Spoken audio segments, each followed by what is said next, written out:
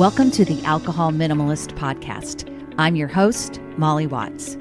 If you want to change your drinking habits and create a peaceful relationship with alcohol, you're in the right place.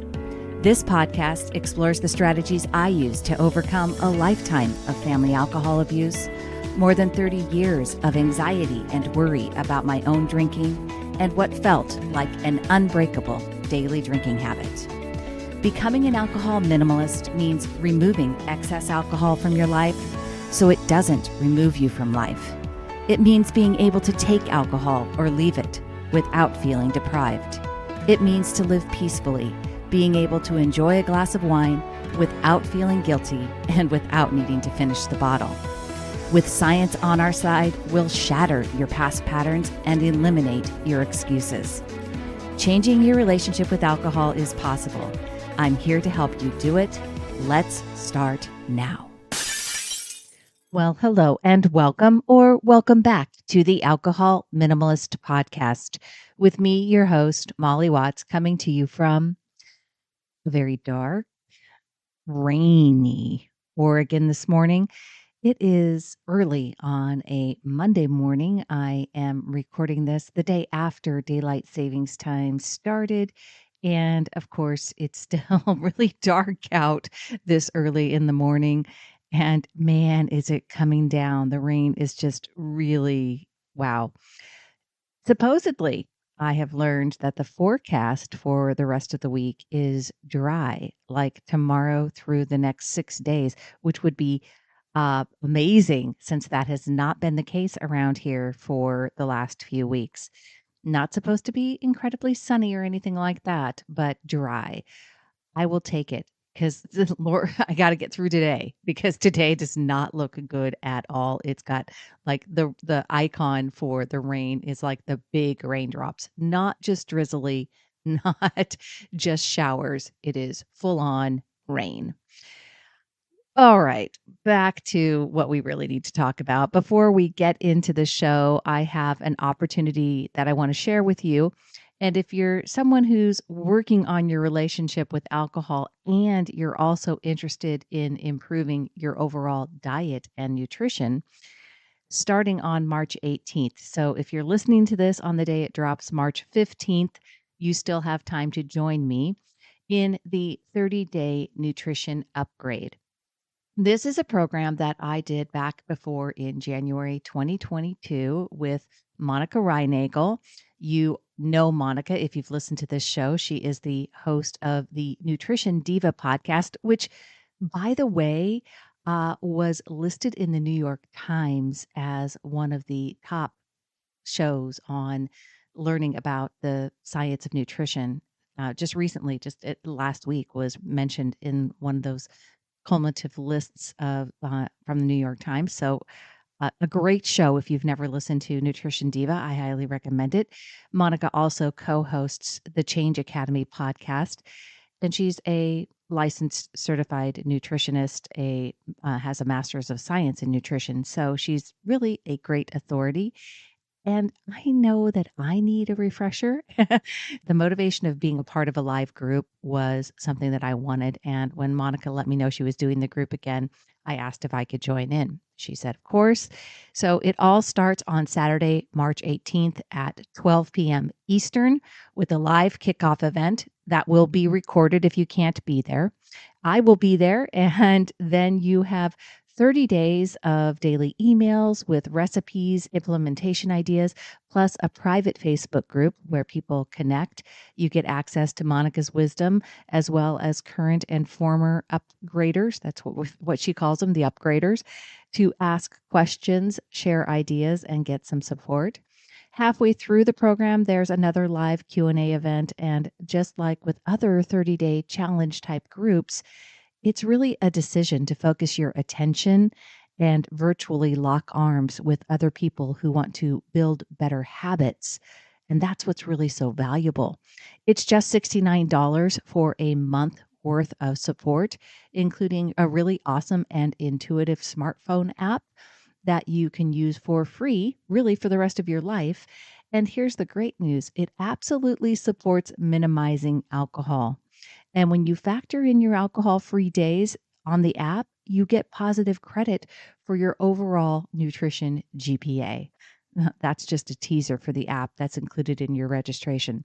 I've got a link in the show notes for anyone who wants to get registered. You can also learn more about it over at nutritionovereasy.com. That's Monica's site too. All right, on to this week's show. This is actually the first show that I'm going to be doing in a 3-show series focused on plans, goals, and habit change, and how they relate to this whole peaceful relationship with alcohol that I talk about all the time. I want to break down some of these ideas and bring in ideas that I've heard recently that I think can apply to the work that we do here as alcohol minimalists. As a quick reminder, you can join the alcohol minimalists over in our private Facebook group, Alcohol Minimalists Change Your Drinking Habits, for more camaraderie, motivation. It's just a great place for anyone who wants to really work on changing their drinking. There's always a link in the show notes, or you can just head on over to Facebook and search groups for alcohol minimalists. Now, here's what I'll be talking about during this series. This first show, this week, I'm going to be talking about the doable drink plan and the difference between making a doable drink plan and planning to drink. I've mentioned this in numerous coaching calls, both one-on-one and in group coaching, that I was going to do a podcast on this because it's one of those big aha moments for folks when they are first doing this work. If you're factoring in a lot of alcohol-free days and then just planning to drink on some other days, then this episode is for you and will possibly illuminate some of the work that you still need to do on your thinking around alcohol. Next week, I'll be talking about the difference between drink plans and drinking goals. In the Facebook group, I shared last week my better than half 70% alcohol free goal that I started in March. I probably could have figured it out back to January because I was alcohol free for all of January. But in keeping integrity with myself, I know that I wasn't focused on this goal in February. And as I say often, this is a lifestyle, right? That is really for the rest of my life. So whether or not I started tracking on January 1st or March 1st, it really doesn't matter. There's a year's goal that I'm working on, and I'm excited to make it happen. And yes, it's a goal with a plan to help me get there. We'll be breaking down your goals and your plans next week.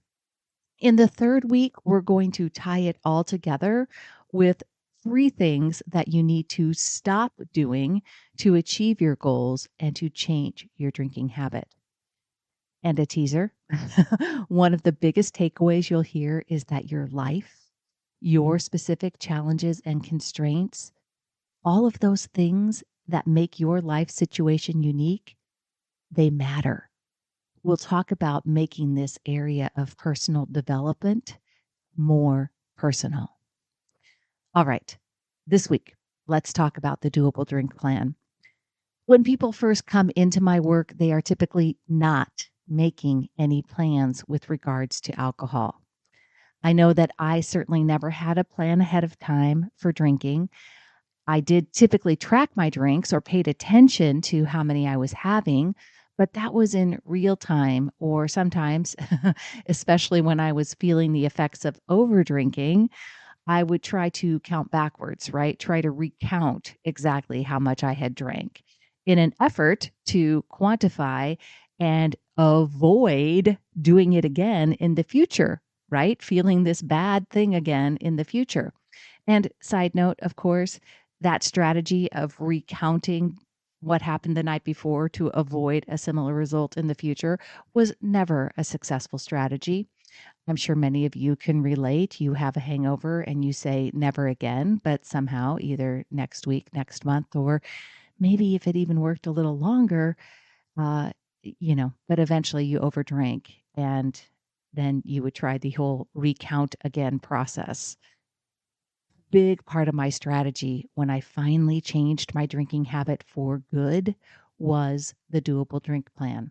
Now, I didn't call it that back then, but I had been learning the difference between my logical, future focused prefrontal cortex and my illogical, in the moment, pleasure seeking, pain avoiding limbic system toddler brain. And the idea that my drinking habit was just something that I had trained myself to do with my lower brain and that I could rewire the habit by using my higher brain seemed like a really reasonable idea. Wasn't that alcohol was a different habit because it was an addictive substance. And that's kind of the storyline that I had believed for a long time, or because of my genetics. No, it was just like any other habit that didn't serve me. So, to build up some positive momentum and create evidence for my brain that change was possible, the first thing I needed to do was make a plan ahead of time for my drinking.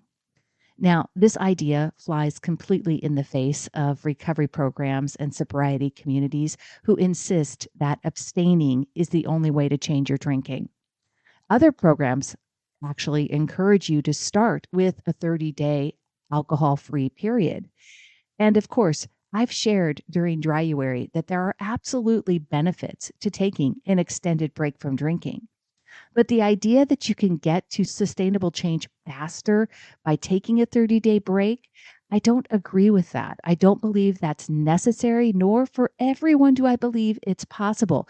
It certainly stopped me from trying for a long time because I literally did not believe that I could succeed in taking a 30-day break. So it's prevented me from even starting to change my habit in the first place. I will be honest, I don't think fast change is what any of us should be aiming for. In my experience, fast change rarely equals sustainable lifelong change. It never worked for me in the past. And in fact, I think part of the problem many of us have with regard to goals, plans, or habits is that we simply don't keep going. Now, more on that next week. But back to this making a drinking plan versus planning to drink. Making a plan ahead of time for alcohol. I encourage you to make a plan 24 hours ahead of time, but you can also make it a week ahead in advance if you want to. Regardless, in the beginning, it's going to feel awkward. If you've never tracked or counted your drinks before, that may be new for you. When I work with people in step one, the very first thing they do is a habit assessment to figure out how much they are drinking on a regular basis. And let me tell you, for some folks, that is very eye-opening. A lot of people never measure. They never really know how much wine they're pouring in their glass. They don't know how many ounces are in their shots. And that's part of the process. We cannot change what we cannot see. And while it seems obvious, you might be surprised by how many of us don't really know how much we are drinking. Once you know what the habit really looks like, what you're drinking, how much you're drinking, when you're drinking, we can make a plan based on what you're currently doing. We are literally going to simply work on planning ahead for what you've typically been drinking and create a doable drink plan that you feel 80 to 90% sure you can meet. Now, I typically get pushback on this because when people decide to work with me, they already feel motivated to change and they want to reduce their drinking right away. So they want to cut it down immediately. And lots of people will say to me, I think I just need to take a break or be completely alcohol free for a while. And I get it. I understand the desire to feel like you're doing something different right away. But I will tell you that this type of thinking and feeling is really just an extension of wanting to recount and adjust for the future. It's focused on the action of drinking and does not address your thoughts and how the habit is working in your brain. When we just want to jump in and drastically reduce or take an extended break, what we're usually doing is testing our willpower and trying to figure out if we actually have a drinking problem, right? If I can take a break, I don't really have a problem. I'm not addicted. Maybe things aren't that bad. I'm not that bad. I don't need a drink. And all the other old stories and ideas that you've had regarding your relationship with alcohol. That's why I push back equally firmly with people and strongly encourage that we make a doable drink plan. The process of planning ahead and meeting yourself where you are at does not mean that we're going to be staying where you are for a long time. Another facet of the doable drink plan is doing 1% better. Now, that isn't a real mathematical percentage. It's really the idea of Kaizen. We're looking for small improvements we can make each week as we are working towards reducing our overall intake. For me, that meant literally just reducing one drink on one day each week for quite a while. Then eventually I incorporated one alcohol-free day, which was big for me. I didn't typically have alcohol-free days before I started doing this work unless I was sick. And P.S., I didn't consistently plan alcohol-free days each week until I'd been working on this habit for almost a year, probably. I had occasional alcohol-free days. I had definitely reduced my drinking considerably, but consistently having an alcohol-free day and then increasing those alcohol-free days did not happen until I had been working on my habit for a while. I will tell you that is one of the reasons that I wrote my book, created my course, did this podcast, is because that I think I could have made progress faster. And in retrospect, there were things I could have done to make it easier for myself that I now teach people so they can see results sooner. Sooner is still relative, right? If you've been like having a daily drinking habit for decades, like I did, it's not going to be weeks. All right. I'm not ever going to tell you that you'll do this work for 30 days or 6 weeks and you'll be fixed. No, in fact, we aren't working towards some timeline achievement. We are creating a lifestyle. So there really is no finish line. Just a quick break to talk with you about Sunnyside. You hear me talk about it on the podcast, and truthfully, I have so many students and group members that share with me how Sunnyside is their preferred tool. It helps them build their healthier drinking habits and really create that peaceful relationship with alcohol. It's a tool that I feel very confident in recommending. And the Sunnyside team has recently, in September, launched a new iOS app. And that iOS app is going to just enhance the existing text message experience. It makes it easier to build healthier drinking habits for anyone looking to cut back or simply drink more mindfully. The new Sunnyside community is also available only in the new iOS app, and it gives you access to an engaged community of like minded people who are also on a journey to cut back on drinking and build healthier drinking habits. It's a safe, private space, and you'll get access to inspiration and advice from Sunnyside members as well as coaches.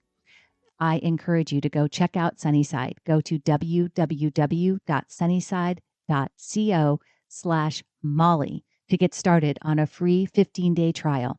That's www.sunnyside.co/Molly. One of the things I have seen people do when they do this work is that instead of making a plan ahead of time for what they will drink, they decide to add in multiple alcohol-free days into their week and then have a few days a week that will be drinking days. Here's what I would say the problem is with that strategy. Now, granted, multiple alcohol-free days is great, and I never want to discourage you from adding in alcohol-free days into your life. But I don't believe that you can really have a peaceful relationship with alcohol if you're leaving your drinking days as just open drinking days. Because at its core, what this says to me is that you still believe that alcohol is what you need to help you unwind, have fun, and escape the stress in your life. If you've listened to this show for any length of time, you might have heard me mention that I plan one alcohol-free weekend per month because I always want to remind myself and remain mindful that adding alcohol into my life is not reserved for the weekends.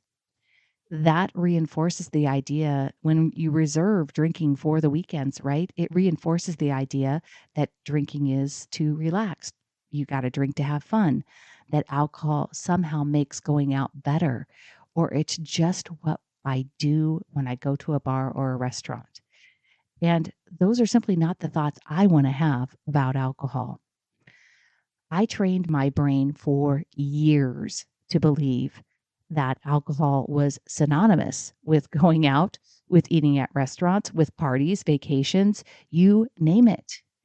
It created a focus on alcohol in my life as the key to having fun, relaxing, and escaping stress.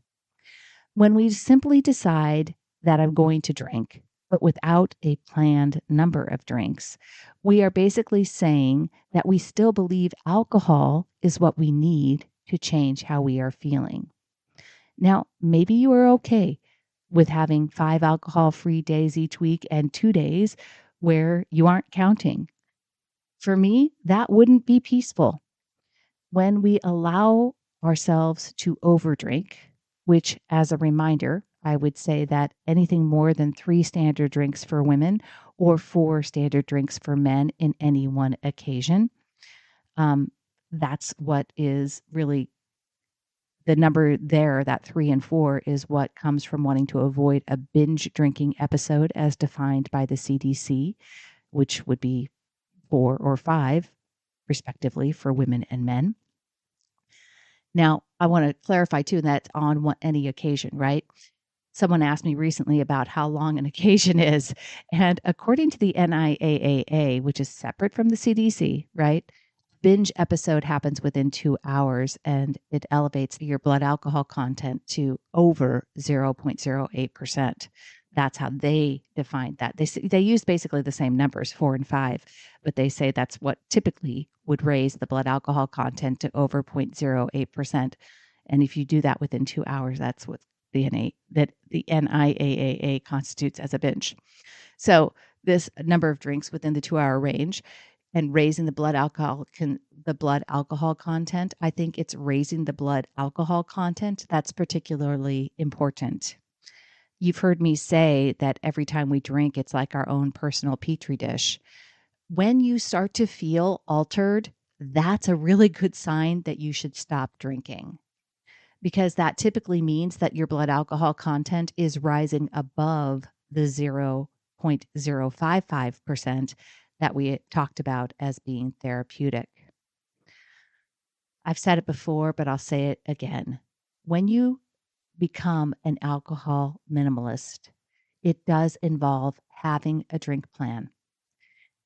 It also involves changing your thoughts around alcohol so that you don't want to keep drinking because you believe that that next drink will help you have more fun, relax more, or escape stress. You know it doesn't work that way. It's the thought work that really is the foundation of a peaceful relationship with alcohol. If you're doing lots of alcohol-free days each week, but on the days that you're drinking, you find yourself being resistant to making a drink plan, ask yourself why. What do you believe that making a plan or not making a plan is doing for you? What are you making it mean to have a plan for your drinking day? If you want to have a peaceful relationship with alcohol and peaceful relationship with yourself, you might still have work to do on your thoughts around alcohol. And that's totally okay, by the way. That's the work we get to do when we choose to be alcohol minimalists. Next week, we're going to dive into your goals for drinking. And no, those are not the same drinking goals like you had when you were in college, or at least I had when I was in college. Great. The goal of being able to shoot a beer with like a pen in a beer can and opening the top, right? Anyone remember that? Or how about doing an upside down margarita? Did you ever do that back in college? Another drinking goal was being able to successfully navigate those fraternity parties and the rooms, the drink rooms. Good times. We'll be talking about very different goals next week, I promise. If you would like to join me in the 30-day nutrition upgrade, I would love to have you come along. Click on the link in the show notes. Starts on March 18th. So I will see you before. If you do it with me, I'll see you before next week. But until next time, choose peace, my friends. Thank you for listening to the Alcohol Minimalist podcast. This podcast is dedicated to helping you change your drinking habits and to create a peaceful relationship with alcohol. Use something you learned in today's episode and apply it to your life this week. Transformation is possible. You have the power to change your relationship with alcohol now. For more information, please visit me at www.mollywatts.com.